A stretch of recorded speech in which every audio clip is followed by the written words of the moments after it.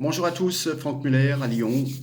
Nous sommes le mardi 20 août, une matinée très pluvieuse, pas très encourageante pour sortir et aller travailler. Mais bon, encore merci pour les nombreux encouragements, les nombreux partages, les nombreux commentaires, plein de choses positives. Effectivement, nous sommes toujours dans une démarche de création d'une liste pour les élections en métropole de Lyon. J'aurai l'occasion d'y revenir, de créer une page Facebook, etc., pour les personnes qui sont intéressées, sans problème. Ça, c'est une chose. Alors, je vais parler de plusieurs choses, deux choses qui concernent un petit peu la région lyonnaise, mais qui sont d'un ordre d'intérêt général. Et je vais en venir au fait, vous allez voir. Il y a ce qu'on appelle les recteurs d'académie. Donc, par hypothèse, ce sont des gens qui sont relativement proches du pouvoir, comme les préfets, parce que le recteur d'académie est nommé par le président de la République en Conseil des ministres. Le recteur d'académie de Lyon refusait d'intervenir dans un différend qui opposait deux maires à la direction d'une école publique. Cette école publique avait interdit l'accès des locaux de l'école tant qu'elles arboraient un signe, on va dire, islamique distinctif, qui était le fameux voile. Donc, la recteure, Madame Danielle Campion, chargée de l'Académie de Lyon depuis 2012, était un peu sur la tangente. Allait-elle rester en place après avoir refusé, si vous voulez, de céder aux maires voilés? C'est vrai que la politique de En Marche, il y a une certaine inconsistance, une certaine vacuité, un opportunisme électoral, c'est imprévisible, c'est fade. Alors, il aurait fallu que Madame Campion s'aligne sur la position En Marche. Et puis, cette affaire de maire voilée de Meyzieux n'avait pas trouvé d'écho auprès des ministres et de Macron jusqu'au 23 juillet dernier, date à laquelle la Cour administrative d'appel de Lyon a validé la décision de Madame le recteur de s'abstenir, donc de ne pas désavouer la direction de l'école Condorcet de Meyzieux, qui avait refusé les deux mamans dans cette école. Et comme par hasard, le couperet tombe pour Madame Campion, qui perd la tête de l'Académie de Lyon. On la met à la retraite. Effectivement, dès le lendemain du jugement de la Cour d'appel, de la Cour administrative d'appel de Lyon, il y a un décret de Macron qui oblige cette recteure de prendre sa retraite. Donc, en fin de compte, elle est clairement limogée et immédiatement remplacée. Alors, c'est absolument pas le fruit du hasard, n'est-ce pas? En pleine vacances scolaires, alors qu'il y a la rentrée à préparer et tout, à 15 jours de la rentrée, oui, à un mois de la rentrée scolaire, c'est pas le fruit du hasard. Madame Campion a 66 ans. Elle aurait donc pu être invitée à partir nettement plus tôt. Mais simplement, elle s'est opposée à Macron. Donc du coup, voilà. Il faut savoir que dans le droit de la fonction publique, la mise à la retraite est assimilée à une sanction. Les recteurs étant nommés à la discrétion du président de la République, ils ne bénéficient d'aucune protection statutaire, d'aucun droit à être protégés contre l'arbitraire en cas de limogeage. Donc, elle est finalement virée par Macron pour avoir refusé d'imposer des femmes voilées dans l'école publique. Donc, ceci, c'est un cas d'une commune du Grand Lyon, de la métropole lyonnaise, mais cela peut se produire un peu partout. J'étudie plusieurs choses sur le fonctionnement d'une grande métropole.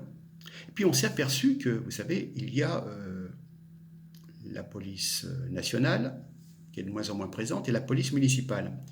La police municipale est la troisième composante des forces de sécurité intérieure, avec la gendarmerie et la police nationale. Elle est placée sous l'autorité du maire et intervient au sein des communes et des intercommunalités pour effectuer des missions de prévention, de surveillance du bon ordre, de la tranquillité, de la sécurité, de la salubrité publique. Mais en fin de compte, vous apercevez que à Lyon, les bureaux de la police municipale sont ouverts de 10h à 17h30. Donc, faut-il croire que La criminalité s'arrête après 17h30 et pendant le week-end, nous estimons, le droit à la sécurité est un droit naturel et constitutionnel. Et pour nous, tranquillité et sécurité n'ont pas d'horaire de bureau, la police nationale ne suffit plus, il n'y a pas assez d'effectifs. Il faut donc pallier, il est de devoir à la métropole ou au maire de pallier à cette carence. Et il est hors de question d'attendre police secours pendant 2 heures pendant un week-end. Donc je trouve que pour la sécurité des citoyens, alors que tous les taux de délinquance, j'y reviendrai, d'une année sur l'autre augmentent, la criminalité, le viol, le vol, tout ce qui est violence, etc., prennent 20-30% chaque année, c'est quand même la preuve que quelque chose ne va pas. Et s'il y a des gens qui ont fait la preuve d'une certaine incapacité, on va essayer de proposer des solutions. Alors, pourquoi conserver 60 communes avec chacun, il y a 68 communes je crois dans le Grand Lyon, pourquoi chacun a sa petite police municipale avec ses petits horaires, certains ont une brigade pour la nuit, d'autres pas du tout, voilà.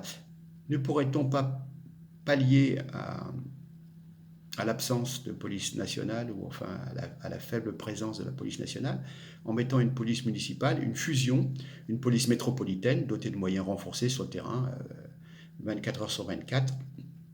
C'est une proposition, voilà, mais c'est la proposition d'un collectif de citoyens qui veulent avoir le droit à la sécurité, à une certaine, sérénité. C'est la raison pour laquelle nous disons, sortons les sortants, ça fait 30, 40 ans qu'ils nous font la même politique, que nous voyons qu'au contraire, les choses s'aggravent, donc il y a peut-être quand même un problème. Bon, j'y reviendrai. J'aurai certainement l'occasion de faire des vidéos spécifiques à la campagne électorale métropole lyonnaise, mais ces 2 exemples, ce sont des choses qu'on retrouve dans toutes les municipalités. Donc je pense que ça enrichit le débat, ça enrichit l'intérêt que vous pouvez avoir pour les choses de la vie publique. Voilà. C'est 2 points un peu typiques que j'ai pris dans l'actualité lyonnaise. Je vais venir à des choses beaucoup plus générales. Alors je voudrais refaire un tout petit point, excusez-moi, sur Napoléon, parce que j'en ai parlé. Effectivement, il y a eu des tas de guerres, des tas de batailles, etc. Mais ce que je voulais souligner surtout, c'est que, quelque part,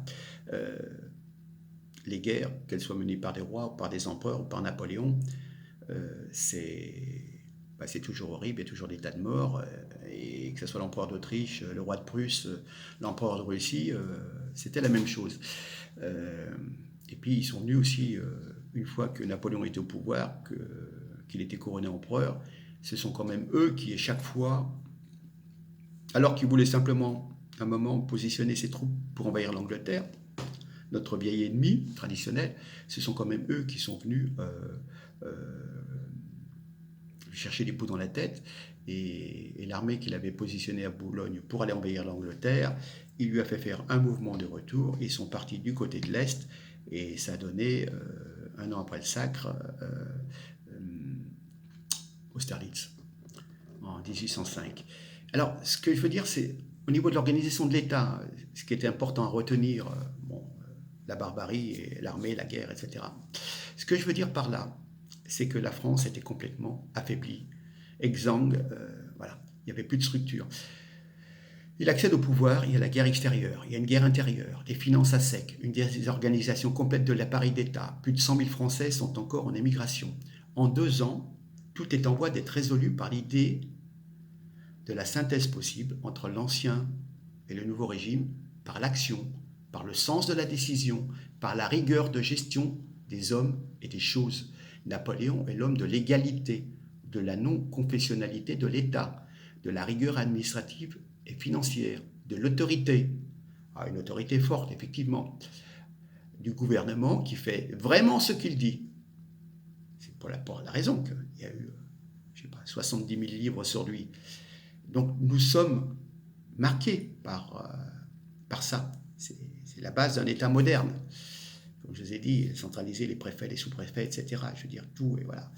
Et, oui, mais vous vous rendez compte, si un homme providentiel arrivait et en 2 ans, il réglait 80-90% des problèmes des Français. Ce serait fantastique. Voilà. Donc c'est la raison également aussi de mon intérêt. Gamin, c'est plus l'épopée militaire, mais après, adulte, vous apercevez de la mise en pratique de tout ce qui concerne la vie civile et la vie de l'État. Et c'est ça qui m'a semblé intéressant en partant d'un pays ravagé par la révolution, les contre-révolutions, etc. Voilà ce que je tenais à souligner. Bien, on va parler des Américains. Allez, Epstein. Alors, déjà, je m'inscris en faux sur la prononciation. C'est Stein, c'est pas Stein à l'américaine, c'est complètement bidon. On nous a fait le coup. Quand vous dites le Liechtenstein, la principauté germanique, quand vous parlez d'Einstein, hein, le célèbre savant, il y a eu l'affaire Weinstein, vous savez, Balance ton porc, MeToo, le fameux producteur américain, on va pas dire autre chose, mais je veux dire Weinstein, alors, ouais, c'était Weinstein, non, mais attendez, prononciation anglaise, non, Weinstein, voilà, et ce monsieur, c'est Epstein, d'accord, c'est des bases de langue germanique, autant que je me souviens, Stein, c'est la pierre. Donc la pierre, c'était dans la langue germanique, et donc beaucoup de gens qui travaillaient la pierre, bon, il y avait des gens de confession juive, et bon, il y avait un prénom, il y avait le nom, et le nom après, c'est par rapport à la profession. Moi, Muller, c'est le meunier, Becker, c'est le boulanger, et ainsi il y a des noms qui viennent en fin de compte du métier de l'ancêtre. Effectivement, dans chaque village, il y avait un Becker, un boulanger, où il y avait un meunier, un Muller. Voilà, c'est l'origine. Donc, des Stein, c'était des gens qui travaillaient la pierre, comme d'autres pouvaient être maçons, et du coup, ça s'est transmis dans les noms de famille. Voilà ce que je voulais signaler. Bon, pour moi, c'est Epstein. Alors, il y a plusieurs trucs. Alors, je ne veux pas rentrer dans la théorie du complot, hein, mais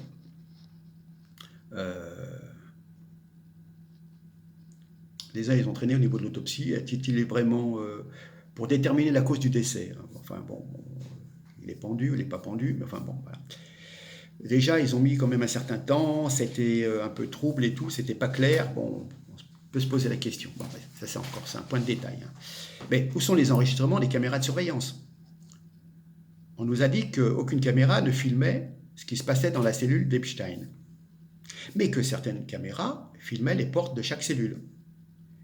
Mais on a déclaré au New York Post qu'il n'y avait aucune vidéo au moment où il est décédé dans sa cellule de la prison du Metropole Correctional Center.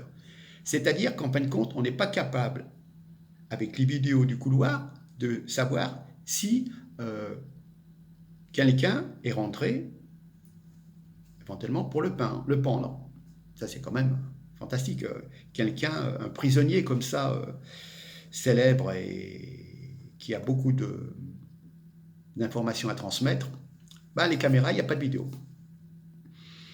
On nous a dit qu'il avait tenté de se suicider une première fois. Il avait été mis en surveillance spéciale pour les personnes qui essayent de se suicider. Mais seulement pendant une courte période. Et on l'avait retrouvé portant, je crois, 23 juillet avec des marques au cou. Donc, ce monsieur nous avait dit il y a 2 semaines, on a essayé de me tuer. Donc quand même, voilà, c'est important. Non, on ne tient pas compte. Hein. Théoriquement, les gardes ont enfreint la règle de la prison et n'ont pas vérifié toutes les 30 minutes à l'intérieur de la cellule d'Epstein. Apparemment, il travaillait beaucoup et il dormait beaucoup, et donc, voilà. Il aurait dû être vérifié, on aurait dû vérifier toutes les 30 minutes. Ce n'a pas eu lieu la veille de son suicide. A déclaré le responsable de la prison. Il était seul dans sa cellule. Comme par hasard, ils étaient 2. La veille de sa mort, on a enlevé la personne qui aurait pu être un témoin gênant, évidemment, et on l'a laissé seul exprès, et on a transféré son compagnon de cellule, la veille du suicide. Donc c'est quand même bizarre. Comme par hasard, il fallait qu'il soit seul pour que le destin puisse s'accomplir. Alors, selon plusieurs responsables de la prison, il était en bonne humeur, il était de bonne humeur juste avant son suicide. Hein. Rien n'indiquait qu'il pouvait tenter de se suicider, a déclaré la source au Daily Mail. Donc, il n'était pas dépressif, etc. Donc, on nous a dit qu'il avait déjà tenté de se suicider, mais apparemment, ce rapport avait été contredit par Epstein, qui a dit « on a essayé de me tuer ». Mais pourquoi on n'a pas continué avec cette surveillance?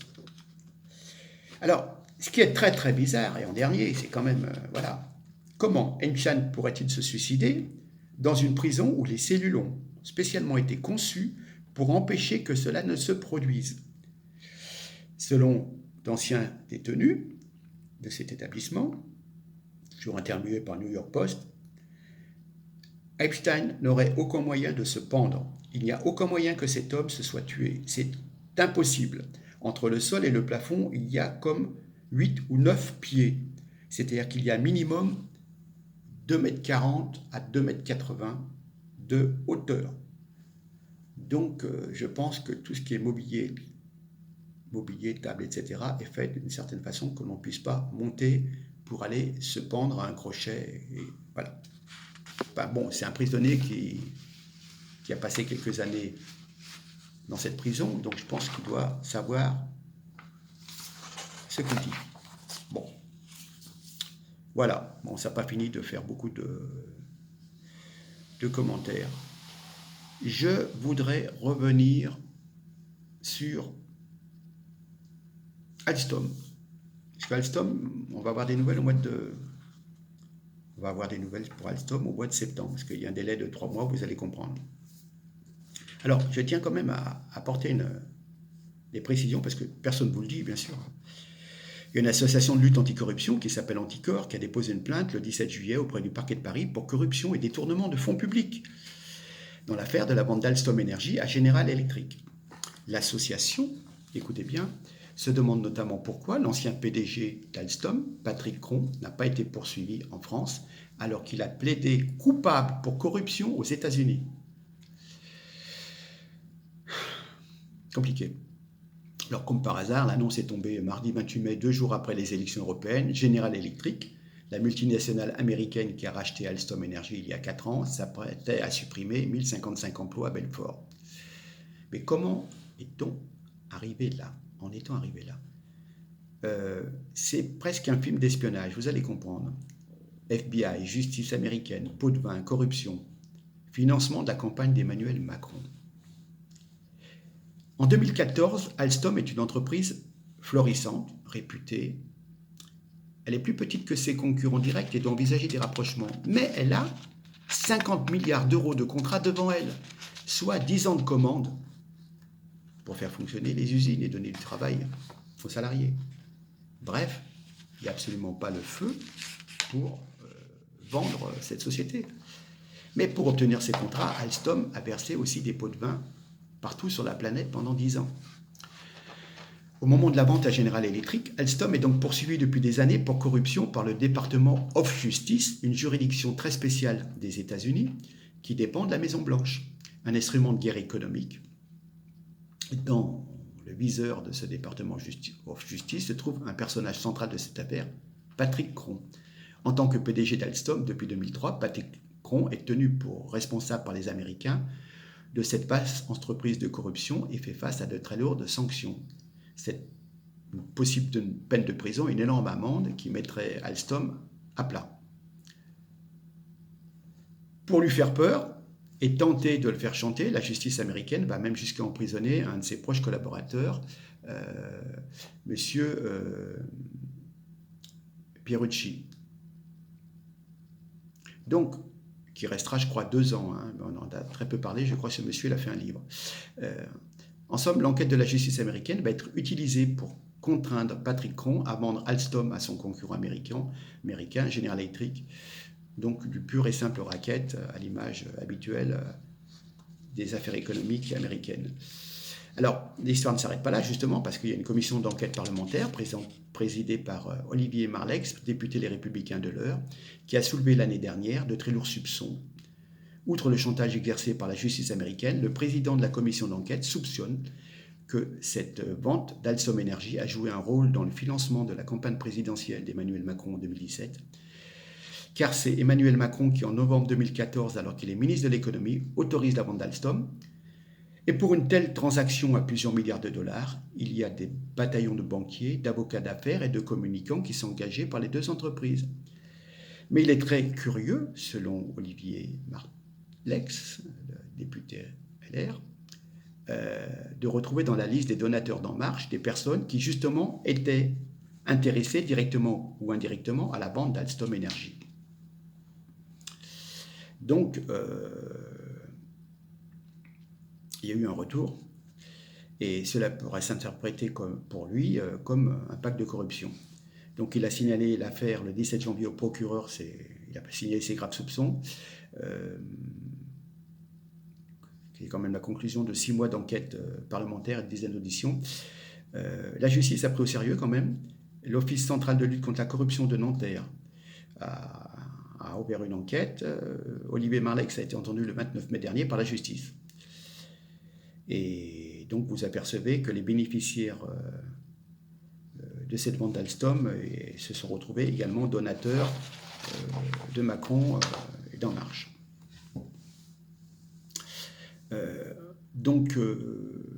Les salariés de General Electric à Belfort et Alstom n'ont pas prévu de se laisser voler leur patrimoine et leur emploi. Le 22 juin, il y a eu une grande manifestation unitaire qui était organisée à Belfort, qui a rassemblé 10 000 personnes, beaucoup de syndicats, des élus de droite, jusqu'au NPA, à l'extrême gauche. Par 2 fois, déjà, les ouvriers, les cadres ont empêché le démarrage du plan social en bloquant l'accès aux réunions. General Electric a décidé de passer en force son plan de licenciement, malgré le boycott total des négociations par les salariés. Il y a un compte à rebours de 3 mois qui est lancé. Le coup près devrait tomber fin septembre. Donc cette affaire General Electric Alstom est loin d'être terminée. Malheureusement, la justice est lente. Et elle n'a souvent pas autant de courage pour poursuivre les cols blancs. Et elle a beaucoup plus de zèle pour punir les gilets jaunes. En attendant, la ville de Belfort, la ville aux 3 sièges, pour faire un rappel sur l'histoire, un glorieux passé résistant, et elle engage une lutte à la vie et à la mort pour conserver ses emplois. Donc, je voudrais revenir sur M. Montebourg, l'ancien ministre de l'économie, qui s'était opposé à cette acquisition avant de quitter le gouvernement. Et il nous dit, selon lui, l'État reste en droit de dénoncer le contrat de vente signé en novembre 2014 avec le groupe industriel General Electric, car ce dernier n'a pas respecté l'intégralité de ses engagements, c'est-à-dire de créer des nouveaux emplois. Au contraire, il licencie. Montebourg, ministre socialiste de Hollande, nous dit « Cette vente a été une erreur majeure des dirigeants de l'époque. Si j'étais l'État, je ferais annuler l'accord », a déclaré le 27 juin Arnaud Montebourg lors d'un dîner à Belfort avec l'intersyndicale CFE, CGC, Sud et CGT de General Electric. Il faut rappeler que Arnaud Montebourg avait été remplacé à l'économie par Emmanuel Macron, qui justement finalisa la vente à General Electric. Donc, pour l'ancien ministre Montebourg, la vente de la branche énergie d'Alstom à General Electric a été une humiliation nationale et un scandale. Il nous dit, est-ce que nous avons une politique de puissance ou une politique de faiblesse ? Il faut reconstruire un acteur français de taille mondiale dans l'énergie et nous pouvons le faire. Et donc,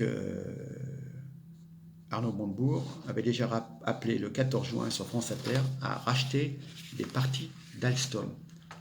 Donc, comme vous pouvez le voir, le milieu des affaires, des banques, des rachats, je fais passer un truc et en échange, tu finances ma campagne, tu as fait du bénéfice d'un côté et de l'autre côté, je te renvoie l'ascenseur. Enfin, bon, voilà. On s'en doute, c'est bien la raison de ma vidéo, de vidéos de beaucoup de personnes sur YouTube. Je vais terminer par un tout petit point sur l'immigration. Et je ne vais pas vous parler des bateaux, des migrants, des 200, 300 qui demandent l'asile, alors 40, plus 50, plus... voilà, enfin bref, on aura l'occasion d'y revenir. Mais je parle de la pression migratoire qui reste forte en France. il faut savoir que le nombre de clandestins pèse de plus en plus lourd sur toute l'administration. Depuis, en l'espace de 4-5 mois, depuis le 1er janvier 2019, 10 000 demandes de statut de réfugiés déposées en France par des Géorgiens et des Albanais. Ouais, effectivement, c'est pas courant, mais il y a la guerre en Albanie et en Géorgie. Mais voyons, le flux des seuls demandeurs géorgiens a explosé de plus de 80% sur les 6 derniers mois comparé à la même période de 2018. L'augmentation pour les Albanais est de 30%. Ces personnes sont issues de pays dits sûrs. En clair, ce sont simplement des migrants économiques qui, à de rares exceptions près, ne sauraient prétendre à la protection internationale garantie par les accords de Genève. Donc, ils engorgent une machine à l'asile encore convalescente. La situation est d'autant plus inquiétante que Paris est censé avoir scellé depuis 2 ans des accords avec Tbilissi en Géorgie, Tirana en Albanie, pour endiguer justement ce flot de demandeurs d'asile qui est totalement injustifié. Donc les autorités sont préoccupées, mais rien n'y fait. 3 548 dossiers déposés dans les 4 premiers mois de 2019 contre 1800. On a pratiquement doublé sur la même période en 2018. On est compte? Pour les Géorgiens et pour les Albanais, on est passé de 2321 dossiers à 3068. Les demandes des Guinéens ont pour leur part grimpé de 33%, celles des Maliens de 85%, celles des Haïtiens de 69%. Donc voilà, la situation n'est pas prête de s'améliorer. De plus en plus de gens viennent en France parce que on se fait soigner déjà gratuitement, c'est déjà intéressant. On touche des aides, on touche des prestations. Et mieux vaut être chômeur en France que travailler pour 200 € en Albanie ou en Géorgie. Voilà. Ça, c'est l'ouverture des frontières. Et souvent, parfois, c'est surtout... Il y a des malheureux, bien sûr, hein, et puis parfois, il y a aussi des profiteurs qui viennent se nourrir des largesses de l'État français avec nos impôts et nos contributions, et on nous en demande de plus en plus.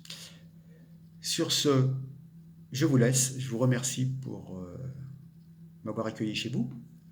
J'espère que ça vous a intéressé. Je suis à l'écoute de vos commentaires. N'hésitez pas à vous abonner, n'hésitez pas à partager. Et je suis fidèle au poste. Et je vous dis à très bientôt, certainement en fin de semaine. Voilà, on suivra l'actualité, on essaiera de décrypter ce que l'on ne veut pas vous dire très précisément. Merci beaucoup, merci.